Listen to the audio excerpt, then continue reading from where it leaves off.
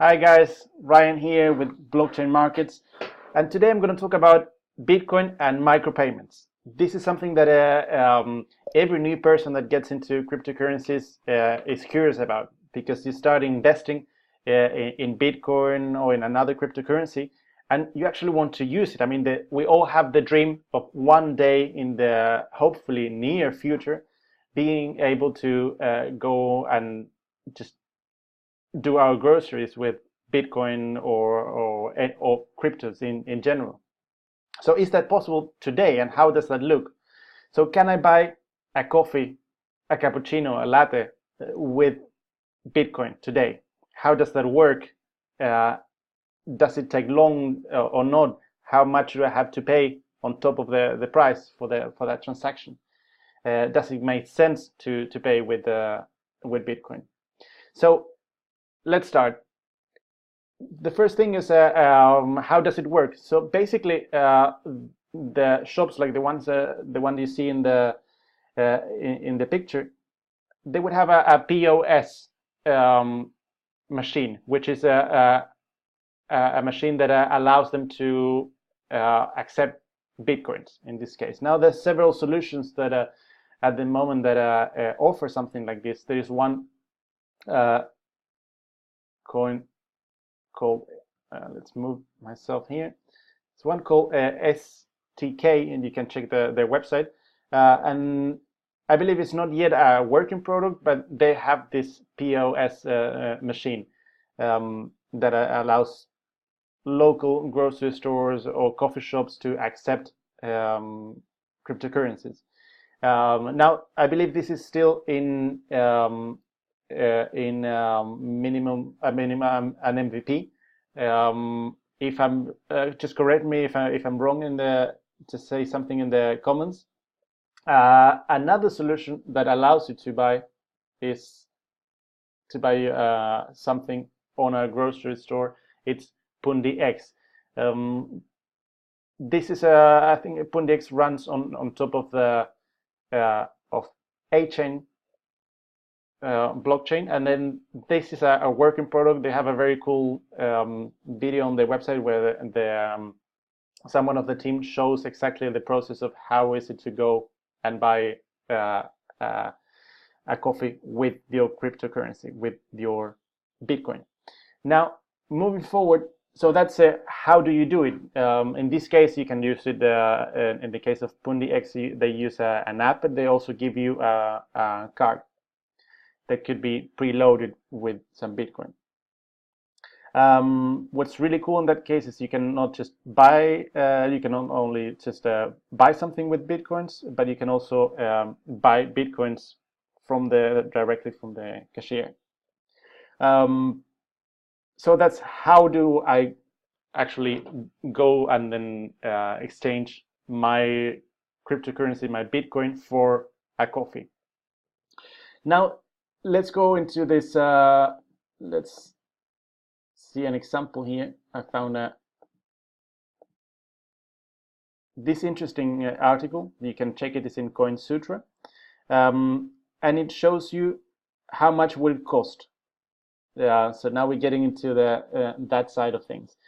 But first, I would like to show you. This is on directly on Bitcoin.org. So it's the official website of Bitcoin, and they say how much time would it take? Would the transaction take?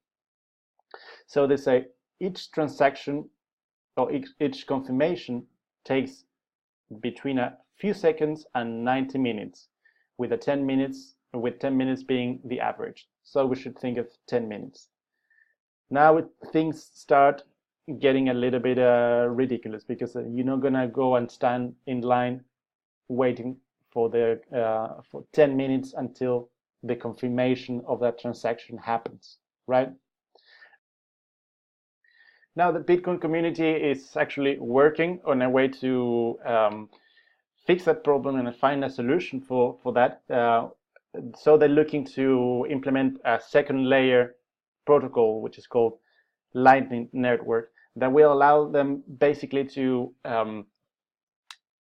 process or take that transaction time to a much lower time. So hopefully just a few seconds, from 10 minutes average to hopefully a few seconds. But that remains to be seen. That at the moment, that's just theory. We haven't seen it really working until now. Hopefully it happens.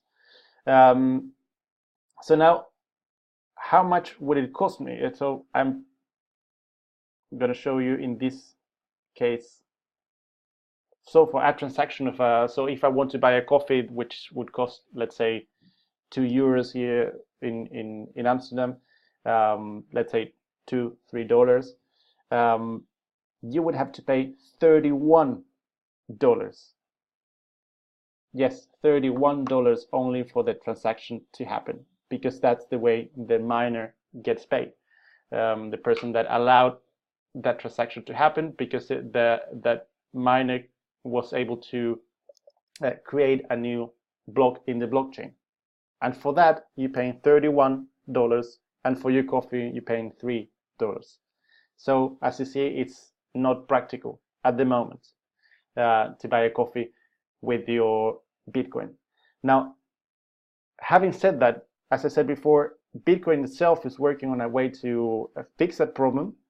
But there are other projects that are interesting projects that are tackling this problem as well. So this happens also because of the consensus mechanism that Bitcoin uses, which is proof of work. Now, the other big projects that are working on other consensus mechanisms, like, for example, Cardano is working on a proof of stake, and a delegated proof of stake as well. Same story with EOS. It's also working on a DPoS, delegated proof of stake, consensus mechanism. NEO, for example, has a delegated Byzantine fault tolerance consensus mechanism. And A-Chain, which is a smaller blockchain, but it has a lot of potential as well, has one thing called RDPoS, Result Delegated Proof of Stake.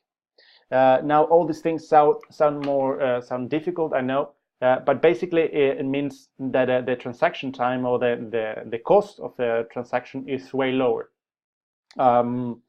So in the future, hopefully in the near future, you will be able to pay for your coffee with a cryptocurrency. At the moment, yeah, if you want to purchase a house, a car, something big, a boat, or yes, of course, you can pay with the Bitcoin, and then 31 doesn't cost you much, right? It's not a big percentage of that sale. That's nothing. Now, if you want to send money to someone else, if you want to send $100 via Western Union to your relatives in another country, you still pay less to Western Union. So it's still Western Union is better. It's a better solution. Or the banking system, if you're using SWIFT to send money from your account to someone else's account, to a relative or a friend somewhere else, you do pay less. We have to be honest about that. But what I want you to think is that in the near future, all these projects together with Bitcoin are working on a solution to that, and it will be tackled. The amount of transactions per second will be much more. You won't have to stay in line waiting for minutes until the transaction is accepted, and you won't have to pay as much as you do at the moment for the transactions. So the future is bright, and stay crypto, and I'll see you in the next video. See you guys.